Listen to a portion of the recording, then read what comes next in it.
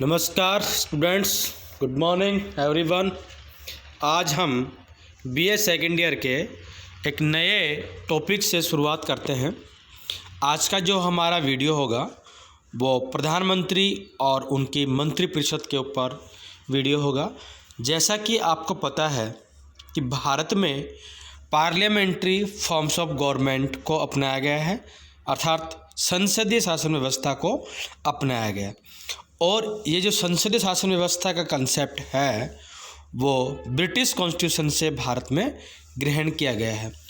लेकिन भारतीय parliamentary system और ब्रिटिश पार्लियामेंट्री सिस्टम में अंतर है।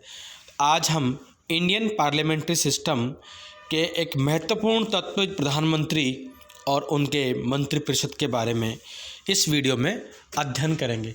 जैसा कि मैंने पहले आपको बताया कि हमारे यहाँ दो तरह के मुखिया होते हैं।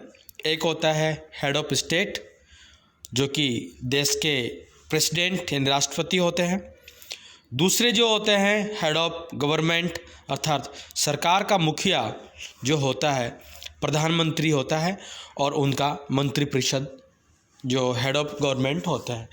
वास्तविक शक्तियाँ प्रधानमंत्री में ही निहित होती हैं, जबकि जो नाम मात्र का या कॉन्स्टिट्यूशनल हेड या हेड ऑफ स्टेट जिसको कहते हैं राष्ट्रपति होते हैं, वो केवल एक नॉमिनल पावर्स वाले होते हैं, अर्थात नाम मात्र की शक्तियाँ राष्ट्रपति जी के पास में होती हैं। आज हम इस वीडियो में देखते हैं भारत में संसदीय व्यवस्था को अपनाया गया है। संसदीय व्यवस्था वह व्यवस्था होती है जिसमें हम मोटे रूप से ये कह सकते हैं कि व्यवस्थापिका और कार्यपालिका के मध्य घनिष्ठ संबंध पाए जाते हैं, अर्थात ऐसी शासन व्यवस्था जिसमें व्यवस्थापिका और कार्यपालिका के मध्य घनिष्ठ संबंध होते हैं। दूसरी बात, दो तरह के मुखिया होते हैं, एक हेड ऑफ स्टेट होता है और दूसरा जो होता है वो हेड ऑफ गवर्नमेंट होता है।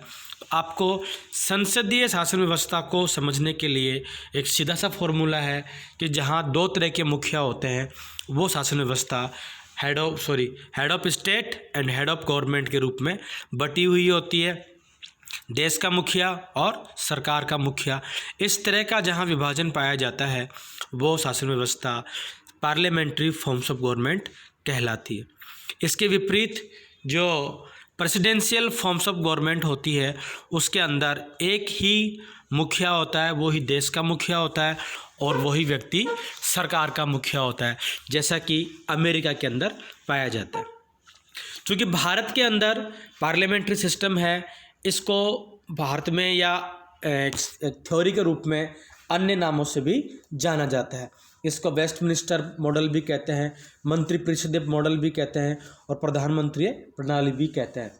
इसको हम प्रतिनिधियात्मक शासन व्यवस्था भी कह सकते हैं। प्रतिनिधियात्मक शासन में रिप्रेजेंटेटिव फॉर्म्स ऑफ गवर्नमेंट भी कह सकते हैं। अर्थात हम यूँ कह सकते हैं कि पार्लियामेंट्री फॉर्म्स ऑफ गवर्नमेंट के अन्य नाम हैं वेस्टमिनिस्टर मॉडल, मंत्रिमंडलीय प्रणाली और प्रधानमंत्री प्रणाली।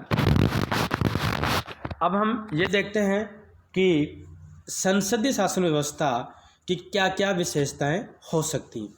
जैसा कि आपको पता है कि भारत के अंदर दोहरी कार्यपालिका, अर्थात यूँ कहें कि दो तरह के देश के मुखिया होते हैं। एक जो होता है वो संवैधानिक या फॉर्मल वैधानिक या नाम मात्र का या विधित है, अर्थात देश का जो राष्ट्रपति होता है उसको हम नाम मात्र का प्रधान कहते हैं। अर्थात दोहरी कार्यपालिका का मतलब हुआ कि यहाँ दो तरह के कार्यपालक होते हैं। एक को बोलते हैं head of state. Head of state political science में स्टेट का मतलब होता है देश, अर्थात देश का जो मुखिया होगा वो यहाँ का राष्ट्रपति होगा। और दूसरी तरफ हम देखते हैं जो दूसरा जो होता है ये वाला, पहला ये हो गया और सेकंड आपका ये हो गया, तो यहाँ इसको बोलते हैं हेड ऑफ गवर्नमेंट। जो भारत का प्रधानमंत्री होता है उसका मंत्रिमंडल होता है। इस प्रकार से हम कह सकते हैं कि संसदीय शासन व्यवस्था के अंदर जो पहली विशेषता होगी वो हमें एक दोहरी कार्यपालिका अर्थात दो प्रकार के हेड्स होते हैं, दो प्रकार के मुखिया होते हैं। पहला जो राष्ट्रपति होता है वो संवैधानिक होता है, उसको औपचारिक भी कह सकते हैं, कानूनी नाम मात्र का ये विदित है।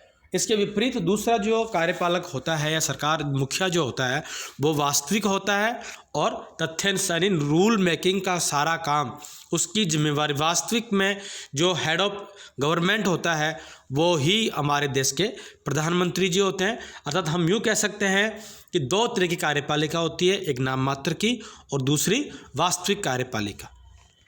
अगली विशेषता आगे देखते हैं हम इनके। वास्तविक कार्यपालिका अर्थात जो प्रधानमंत्री और उसका मंत्रिपरिषद होता है का गठन संसद में से ही किया जाता है।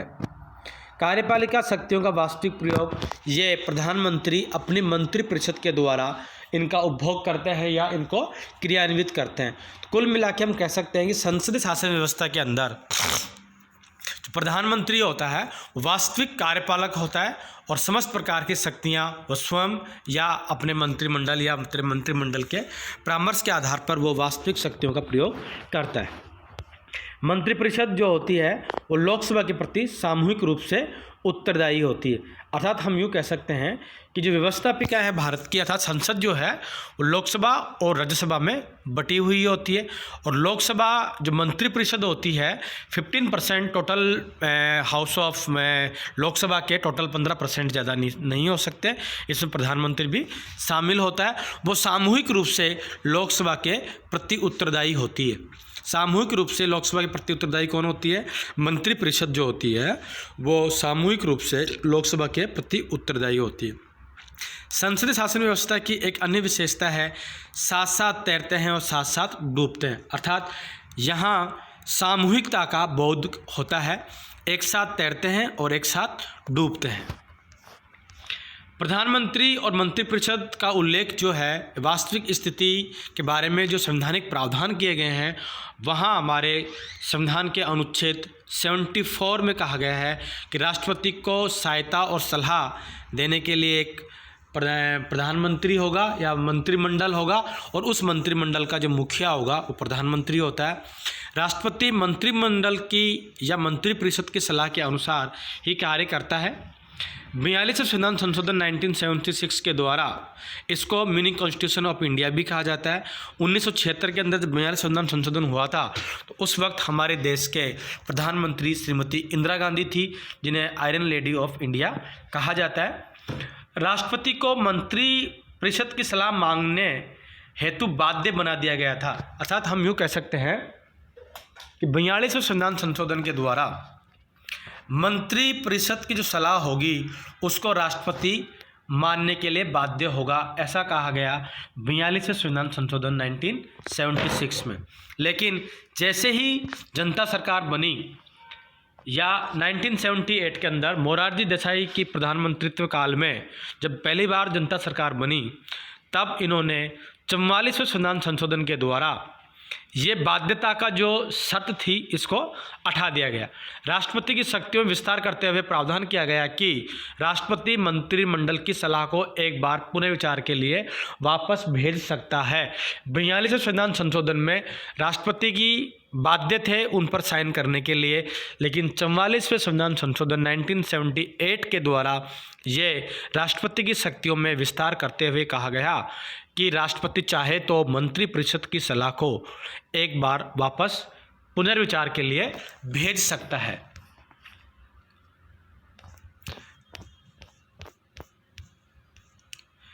अब मंत्रिपरिषद की नियुक्ति किस प्रकार से होगी, उसका आकार कितना बड़ा कैसा होगा, कार्यकाल कितना होगा, वेतन भत्ते आदि के बारे में हम अनुच्छेद 75 के बारे में पढ़ते हैं। अनुच्छेद 75(1) जो है वो नियुक्ति की बात करता है। प्रधानमंत्री की नियुक्ति लोकसभा में बहुमत दल के नेता के आधार पर राष्ट्रपति के द्वारा की जाती है। तो सवाल ये बन गया आपके ऑब्जेक्ट टाइप में कि प्रधानमंत्री का क्या होता है। तो प्रधानमंत्री की अपॉइंटमेंट होती है। पहले वो बहुमत दल का नेता चुना जाता है। बहुमत दल का नेता चुनने के बाद में बहुमत दल के नेता को राष्ट्रपति अपॉइंट करता है, यानी प्रधानमंत्री का चुनाव नहीं होता है। प्रधानमंत्री भी एक सांसद के रूप में चुन करके आता है। उसके बाद में बहुमत दल के, जिस दल का बहुमत होगा उसकी मीटिंग होती है और उस मीटिंग के अंदर बहुमत दल का नेता चुना जाता है और उस चुने हुए व्यक्ति को, जिसका समर्थन ज़्यादा है या उसको जो दल चुन लेता है, उस व्यक्ति को राष्ट्रपति द्वारा अपॉइंटमेंट किया जाता है। ये बहुत ही इम्पोर्टेंट सवाल है। 75(1) के अनुच्छेद 75(1) के अनुसार प्रधानमंत्री की अपॉइंटमेंट होती है, नियुक्ति होती है और नियुक्ति कौन करते हैं? राष्ट्रपति जी करते हैं। 75(1) के अनुसार मंत्रिपरिषद का आकार जो होगा वो 2003 में फिक्स कर दिया गया 91वें संविधान संशोधन के द्वारा, और उसमें कहा गया संघीय मंत्रिपरिषद की अधिकतम संख्या, जो लोकप्रिय सदन होगा, अर्थात भारत के अंदर जो लोकप्रिय सदन है, लोकसभा है, उसकी सदस्य संख्या के 15% से ज़्यादा नहीं हो सकता। इस 15% के अंदर प्रधानमंत्री भी शामिल हैं, अर्थात हम यूँ कह सकते हैं कि 545 जो हमारी लोकसभा सदस्य संख्या है उसका 15% से ज़्यादा नहीं हो सकते। तो 82 के आसपास संख्या आती है, तो 82 से ज़्यादा प्रधानमंत्री और मंत्री नहीं बन सकते।